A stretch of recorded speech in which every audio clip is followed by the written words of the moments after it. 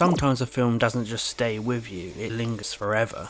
A Clockwork Orange is one of those films. It shocks you, unnerves you, and it pulls you into a world so visually rich and yet spiritually vile, and you cannot look away. If you love cinema that dares go there, that makes you feel something even when it hurts, then you're in the right place, so subscribe if you haven't already. Let's dig into the epic history and legacy of A Clockwork Orange. In 1962, British author Anthony Burgess published a slim but explosive novel titled A Clockwork Orange. It was part sci-fi, part social commentary, and all unsettling. Set in a near-future Britain plagued by youth violence, the story follows 15-year-old Alex, a charismatic but sadistic gang leader who revels in what he calls ultra-violence and classical music. He's eventually captured and subjected to a state-run reformation program, a psychological technique that strips him of all free will. Burgess claimed he wrote the book in just 3 weeks, inspired in part by a deeply personal trauma. During World War II, his first wife was attacked by 4 American deserters while pregnant. She lost the baby, and the event haunted Burgess for life. He was also grappling with the big questions about free will, morality, and authoritarianism. I heard talk in the 1960s of the possibility of getting these young thugs and not putting them in jail, because jails were needed for professional criminals, but rather putting them through a course of conditioning, turning them in effect into clockwork oranges. No longer organisms full of sweetness and colour and light like oranges, but machines. I feared this, and that's why I wrote the novel. I feared the possibility that the state was all too ready to start taking over our brains and turning us into good little citizens without the power of choice. After director Stanley Kubrick had made Doctor Strangelove and 2001 Space Odyssey, he was looking for his next project. Kubrick actually considered adapting Napoleon's life, and he flirted with even The Lord of the Rings.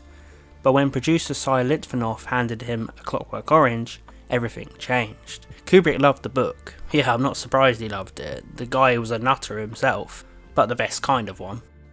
The project got the green light from Warner Brothers with a modest budget of just $2.2 million, a small sum for a director of Kubrick's calibre, but he liked it that way. Fewer eyes on the project meant to Kubrick more creative control. Alex, the story's narrator and anti-hero, had to be charming, magnetic, and absolutely terrifying. Kubrick found his man in Malcolm McDowell, a young British actor who had just starred in Lindsay Anderson's boarding school film If, which caught Kubrick's eye. Yes, I have. The thing I hate about you, Roundtree, is the way you give Coca-Cola to your scum and your best teddy bear to Oxfam, and expect us to lick your frigid fingers for the rest of your frigid life. Kubrick was captivated by McDowell's energy, mainly his expressive eyes and his smile that could turn sinister in a second. The actor and director instantly clicked. In fact, there was lots of improvisation throughout. They really understood where they wanted to take the character. The film's most infamous scene, where Alex sings Singing in the Rain during a violent home invasion, wasn't even in the script. Stanley Kubrick told McDowell, do something, dance, sing. And what came out was that cheerful tune, forever now recontextualised into cinematic horror. Kubrick, ever the innovator, didn't shoot A Clockwork Orange on sound stages, but filmed entirely on location in London. London was stark, imposing, and it gave the film its bleak futurism. Alex's apartment was shot in Thames Mead, a housing development that looks cold, dehumanising, and somehow timeless. Locations such as the Corova Milk Bar were designed with stark whites, erotic fiberglass mannequins, and grotesque surreal lighting. It wasn't a fantasy nightclub, it was a statement. Every object, every angle, every set amplified the film's central theme, a society obsessed with control and pleasure in equal measure. Working with Stanley Kubrick, as always, wasn't easy. He was known for demanding take after take, sometimes 30, 40, even 50 takes. He pushed his actors to the edge of endurance. Just ask Shelley Duvall on the set of The Shining. I had to do that. He demanded realism, so I had to really cry for 9 months out of the year and 1 month that I was in London to do the film. So it was, I was very thankful that my next two roles were going to be fun. One scene, the infamous Ludovico technique that the film is really known for, where Alex's eyes are clamped open as he's forced to watch, left Malcolm McDowell with a scratched cornea and temporary blindness in one eye. I don't know whether you've scratched corneas, but I tell you, you don't want to do it. When he first showed me a picture of a patient with these lid locks in, I went, "Ooh, yeah, scary." He went, no, look at it and tell me what you think. I went, "Surely you're not thinking I'm going to do that?" He said, "Oh yeah, I am." No way. That's torture. That's medieval torture. I have a doctor from Moorfields Eye Hospital. The guy came up, reassured me that there would be no hurt involved. Liar. They're used on patients who are lying on their back on an operating table, not sitting up watching videos. So of course they kept slipping down and scratched my corneas. That image, eyes clamped open, Beethoven blaring, became instantly iconic and unforgettable. There's still never been anything like that moment in the history of cinema since. It's just etched in everyone's brain, and it's crazy how that scene was about etching something into Alex's brain, and by the same token it happens to us. Kubrick literally did to us what he was trying to do to Alex in the film, because you're just not forgetting that ever. One of the most disorientating and brilliant, I must admit, aspects of Clockwork Orange is the language. Burgess invented Nadsat, a dialect mixing English, Russian and Cockney slang. Droog meant friend, Moloko meant milk, horror show meant good. These words immerse us in Alex's mind. Kubrick could have watered it down, but he didn't. He trusted the audience to adapt, as by the end of the film we're thinking in Alex's language. We become almost complicit going along with it. We filled around for a while with other travellers of the night, playing hogs of the road. Then we headed west. What we were after now was the old surprise visit. That was a real kick, and good for laughs and lashings of the old ultra-violent. Then there's the wonderful music. Wendy Carlos, a pioneer of electronic composition, reimagined classical works, mostly Beethoven obviously, through a Moog synthesizer. The result is just a warped, robotic take on high art. It underscores the film's themes, culture and violence colliding. And for Alex, Beethoven is sacred, music is his passion. Not unlike his taste for chaos. It's a chilling paradox, beauty and brutality intertwined. Even now, all these years later, A Clockwork Orange still shocks me. It still sends a chill down my spine every time I watch it. It creeps me out in ways few films can. Alex remains one of the greatest characters in cinematic history precisely because he's still so relevant. He makes you think about criminals today, about the nature of crime itself, and the harsh truth that crime will never really go away. And neither will Alex. He's always there, lurking in the background, a reminder that people like him exist. And then the question hits you, what do we do about that? And it's a question we're going to grapple with forever. Malcolm McDowell's performance is nothing short of stunning. It's this terrifying mix of natural horror and childlike innocence. You see glimpses of humanity in Alex, but it's overshadowed by this overwhelming evil.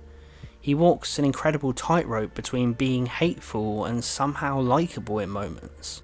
To me, he's the perfect embodiment of the devil existing. Someone who deceives by seeming human, but whose evil runs deeper than anything we've ever imagined. He's unassuming, almost trustworthy, handsome, young, full of energy.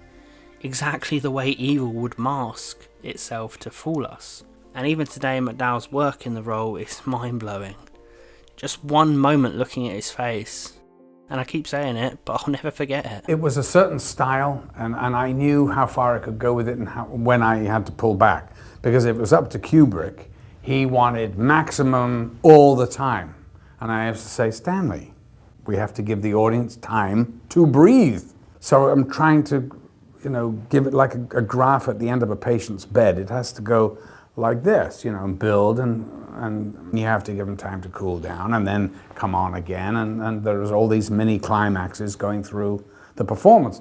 Kubrick's direction in A Clockwork Orange is something else entirely. It's jarring, powerful, unforgettable.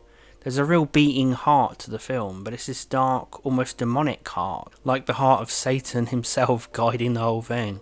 It's alive, but alive in this wicked, unsettling way that gets under your skin. The vibrant colours and kinetic energy do two things at once. They freak you out, yet they also pump you up with this strange adrenaline. That stylish, almost slick feel with the film makes you feel right at home, like you're part of Alex's world, but it also keeps you on edge, deeply uncomfortable. Kubrick is a master of that tension, that magnetic pull. You're fascinated, absorbed by his brilliance, but you also know he's about to put you through hell just to make you appreciate what you're watching. And of course the singing in the rain scene, that's something else. We're watching a crime. It's so intimate, so raw, and yet we're powerless. We're desperate to step in. That's what I feel when I watch the scene. I want to stop it. It's like we're voyeurs trapped in this twisted dance. And that helplessness only makes it more haunting. The scenes where Alex is in prison are also another interesting layer to the film. You slowly start to see how society made him. There's this bleak suggestion that free will might just be an illusion, that we're all victims of society, of destiny. It's terrifying to even entertain that idea, but Kubrick goes there. He refuses to paint good and evil in black and white. That braveness, that complexity, that moral ambiguity is what separates the best filmmakers from the rest. Kubrick doesn't give you easy answers. Instead, he holds up a mirror and forces you to confront the darkness inside of everyone. When A Clockwork Orange hit cinemas in 1971, it just lit a cultural fuse. In the US, it was slapped with an X rating. In the UK, critics and politicians condemned it for glorifying violence. And disturbingly, copycat crimes were reported, including one case where a gang attacked a homeless man in a manner reminiscent of the film. Fearing for his family's safety, Kubrick made a rare move. In 1973, he pulled the film from distribution in the UK.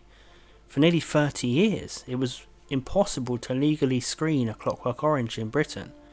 Not because of government censorship, but because Kubrick himself banned it. And I remember when it came back on TV, and I was a kid, it was such a big deal for everyone, because it would always been known as this kind of relic, this horrifying, looming spectre over all of us. And then it was unleashed again. And I'm so glad it was. So glad that we did release it again, because the film really endured. It inspired musicians like David Bowie. It influenced directors from Scorsese to Tarantino. There's homages since in The Simpsons, South Park, music videos, fashion runways, Joker obviously. There are so many places where Alex's iconic look creeps in. A Clockwork Orange remains a cultural lightning rod. Is it an anti-authoritarian manifesto? A satire of moral panic? A dangerous glamorization of violence? Maybe it's all of that. And only people like Stanley Kubrick are capable of doing that. Maybe that's why it just still haunts us today. 50 years later, A Clockwork Orange is as potent and divisive as ever, but it's still so relevant. It asks us what it means to be good, whether forced morality is any morality at all, and whether art, disturbing, provocative, relentless art, has the power to change us or merely just reflect the darkness inside. Stunning visuals, bold performances, and it shook the foundations of cinema and society alike. Stanley Kubrick's film was unforgettable. Let me know what you think of this film in the comments below. Please consider subscribing if you love retrospectives and analysis on classic and cult films, and I will see you guys next time.